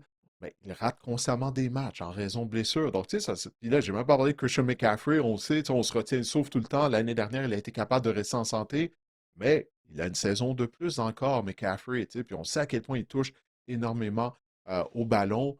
Joey Bosa va revenir d'une blessure du côté de la défense. Bref, comme tu peux voir, j'ai des réserves face aux 49ers, puis par conséquent, à la production de Brock Purdy en termes de fantasy football. J'ai l'impression que tout est fragile, là, d'une certaine façon, autour de Purdy. Mais bref, on aura l'occasion d'en parler au cours des prochaines semaines. Alors maintenant, les positions 16 à 20, oui, ce n'est pas une erreur. Patrick Mahomes. Oui, Patrick Mahomes se retrouve en 16e position là, de ton top 20. 16e position pour l'instant, mais si la nouvelle sort, si Patrick Mahomes est présent lors du premier match des Chiefs, il va clairement grimper dans mon classement fantasy. Il est au 16e rang en ce moment parce que je m'attends à ce qu'il rate quelques matchs, selon moi. Je pense qu'on va jouer de prudence là, du côté des Chiefs avec Patrick Mahomes. En 17, nous avons Tyler Shock, le quart arrière des Saints de la Nouvelle-Orléans. En 18, nous avons Baker Mayfield. Quelle descente aux enfers. Il était dans le top 10 la saison dernière. On le repêchait 8 au 8e, comme 8e, même 9e quart au total dans le repêchage fantasy. En 19, nous avons Malik Willis, le quart des Dolphins de Miami. Et en 20, nous avons Jordan Love des Packers. Tu te rends compte, Didier, que de 11 à 20, c'est des quarts qui, Mm. en termes de production fantasy, qui pourraient se ressembler. Je veux dire, c'est plus une question de préférence à ce niveau-là. Peut-être Patrick Mahomes dans l'eau qui va connaître une meilleure saison fantasy s'il est là dès la première semaine. Mais sinon, est-ce qu'il va connaître une meilleure saison à Justin Herbert ou Baker Mayfield? Pas prêt à répondre à ça en ce moment. C'est vraiment une question de préférence. Je pense que comparativement à Herbert, on a des armes en attaque. On va avoir une meilleure ligne. Il peut courir davantage aussi avec le ballon potentiellement que Baker Mayfield. Mais tu vois, là, c'est vraiment des cas, c'est difficile c'est difficile à classer au niveau fantasy, mais c'est des cas qui devraient se retrouver. Honnêtement, il va y avoir quoi? 7 quarts, si on prend, mettons, les 12 premiers quarts qui sont repêchés, il y a 7 quarts qui vont se retrouver sur votre fil de joueur autonome que vous pourriez peut-être là, également mettre sur votre banc si vous décidez de sélectionner un deuxième quart, là, comme Tyler Shaw, peut-être voir ce qui va se passer lors de la semaine numéro 1. Même chose pour Malik Willis, et ça m'amène à vous parler de Malik Willis parce que je pense que Malik Willis peut être payant. Je l'ai dit, je le répète, un quart mobile au niveau fantasy, c'est hyper payant. Malik Willis a obtenu près de 45 verges au sol par match lors de ses départs, oui, qui sont limités, mais si on extrapole ça sur 17 matchs, ça fait 760 verges au sol. C'est non négligeable dans le cas de Malik Willis. Il a obtenu plus de 23 points fantasy par match à ses 3 derniers départs qu'il a fait avec les Packers. Il a vraiment été impressionnant. Il a complété 78% de ses passes également. Depuis 1972, Didier, 70% des quarts qui courent pour 700 verges ont terminé dans le top 10 à la position de carrière. Mm. Donc, si Malik Willis court pour 760 verges, son extrême, il va terminer dans le top 10, il va être payant. Il n'y a aucun quart là, qui ont couru pour 700 verges qui a terminé hors du top 15 à la position de carrière au niveau fantasy. Oui, l'attaque, elle est putride du côté des Dolphins. On ne sait pas trop qui sera le receveur ou qui seront les receveurs de cette équipe-là. Mais je pense que Malik Willis peut être un quart productif quand même. Dans le pire scénario, Didier, j'ai marqué qu'il sera comme Justin Fields. Et on sait à quel point Justin Fields, il a beau être l'un des pires passeurs de la NFL en termes de fantasy football. Il a été hyper payant. Il a constamment terminé. Il y a une année, si je ne me trompe pas, avec les Bears, qui est terminé dans le top 5 à la position de quart arrière.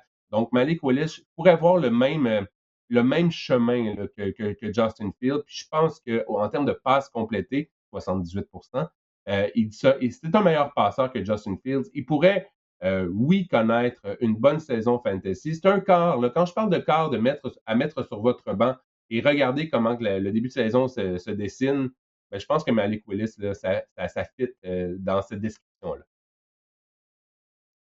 Oh, les Dolphins m'effraient. Parce qu'autour de Malik Willis, il y a pas grand-chose, là. C'est, du côté de Miami. Alors, c'est ça. Moi, c'est ça qui m'effraie. Parce qu'un carrière a besoin d'être bien entouré, là, peu importe. Puis là, on s'entend, là, il y a une grande différence en termes de talent entre l'attaque des Dolphins de 2026 et l'attaque des Packers de Green Bay l'année dernière. Moi, c'est pour ça que ça m'effraie. Dans le cas de Baker Mayfield, lui, il va jouer pour un nouveau contrat, hein. C'est une situation particulière. Tu sais, tu m'avais souligné ça lorsqu'on s'est vu brièvement hier. Tu sais, Baker Mayfield, là, pour l'instant, il n'en est pas venu à une entente avec les Buccaneers de Tampa Bay. J'ai pas l'impression qu'il va pouvoir dénicher un nouveau contrat d'ici au début de la saison régulière, Marc-André, parce que faut pas oublier que Todd Bowles, il se retrouve sur un siège éjectable, là. Tu sais, la deuxième moitié de saison des Bucks, ça n'a vraiment pas bien été l'année dernière. Bowles a fait un ménage complet au niveau de son groupe d'entraîneurs, donc on repart à neuf au niveau de ses assistants, en particulier du côté de l'attaque. Donc, à quoi va ressembler cette attaque des Buccaneers de Tampa Bay? Moi j'ai bien hâte de voir ça. Tu sais, Mike Evans, qui a toujours été une valeur sûre, n'est plus là, on vient d'en parler. Il va porter les couleurs des 49ers de San Francisco. Chris Godwin, tu sais, les nombreuses blessures commencent à le rattraper. On dirait, tu sais, il commence à se faire vieillissant. Bon, il y a Ebuka qui va être le receveur numéro un, c'est du moins qu'est-ce qui est pressenti. Mais c'est une année de vérité. C'est ce que j'essaie de dire du côté des Bucks et de Baker Mayfield. Et bien On sûr, semble, de l'entraîneur-chef Todd Bowles. on semble s'emballer du côté de Egbuka, là, mais on dirait encore là, qu'on pardonne le fait qu'en deuxième moitié de saison, il avait été Thanos l'avait fait disparaître parfois, on dirait, là. Et c'était vraiment Ouais, évaporé il des connaît des matchs. blessures aussi, hein? Oui, c'est sûr, mais je trouve qu'on fonde beaucoup d'espoir pour un gars qui est passé. Oui, il était incroyable là, lors des 5 premiers matchs de la saison, mais par la suite, on fonde beaucoup d'espoir sur un gars qui avait une production très, très, très, très basse, là, pratiquement nulle au niveau fantasy là, pour une longue période de temps là, durant la saison dernière. Ouais, non, non, t'as raison. Écoute, tu sais, il y avait eu un début foudroyant, là, le premier mois de l'année. On s'est dit, bon, ben ça y est, il va se diriger directement à Kenton en Ohio. Encore une fois, c'est un joueur recru, hein. Tu sais, le long calendrier, Mhm. quoique, mettons, au football universitaire américain, si tu te rends jusqu'au championnat national, là, c'est pratiquement l'équivalent de calendrier de la NFL, là, maintenant. Mais quand même, c'est rigoureux, tu sais, les joueurs sont plus gros et tout.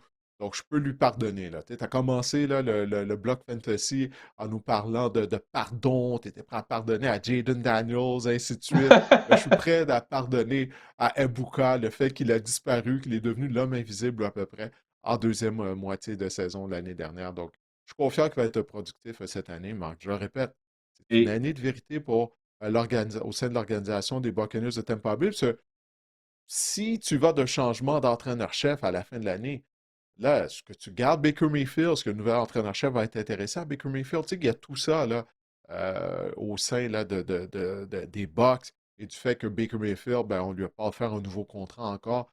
J'ai l'impression qu'on prend l'attitude au sein de l'organisation de voir comment cette saison 2026-là va se dérouler avant de prendre des engagements à long terme envers notre carrière et bien sûr notre entraîneur-chef.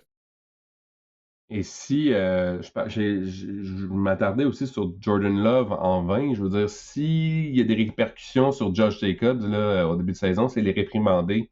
On va peut-être demander du côté des Packers à Jordan Love d'en faire plus là, en début de saison. Mhm. Pourrait connaître une bonne saison aussi. C'est pas un mauvais quart, Jordan Love. C'est juste que c'est ça. L'année dernière, là, ça n'a pas été facile. Puis on s'en remettait beaucoup au jeu au sol de Josh Jacobs au cours des dernières années. Mais c'est ça. Si Josh Jacob n'est pas là, peut-être que Jordan Love, là, c'est ça. On va lui demander d'en faire plus et au sol et par la passe, d'en prendre plus sur ses épaules. Puis je peux voir Jordan Love également grimper, là, être intriguant au début d'année dans les rangs, dans les poules fantasy. Ben, ça sera une bonne chose. On vient de parler là, de prolongation de contrat qu'on a donné à Christian Watson et Jaden Reed.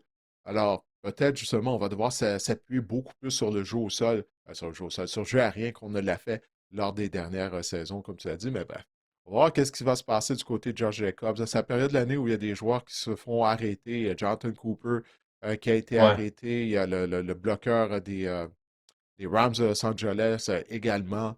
Bref, on ne voulait pas faire une chronique judiciaire encore une fois aujourd'hui, mais tout ça, ben, c'est des choses qui peuvent avoir un impact, bien sûr, sur la saison également, sur la saison en termes de fantasy football. Ben, Marc-André, on a fait le tour pour cet épisode du podcast. Hey, je te remercie de ta contribution comme d'habitude. On remercie bien sûr Guillaume et pour les gens qui ont téléchargé cet épisode ou qui l'ont regardé via la chaîne YouTube. On vous remercie et on sera de retour la semaine prochaine. D'ici là, portez-vous bien.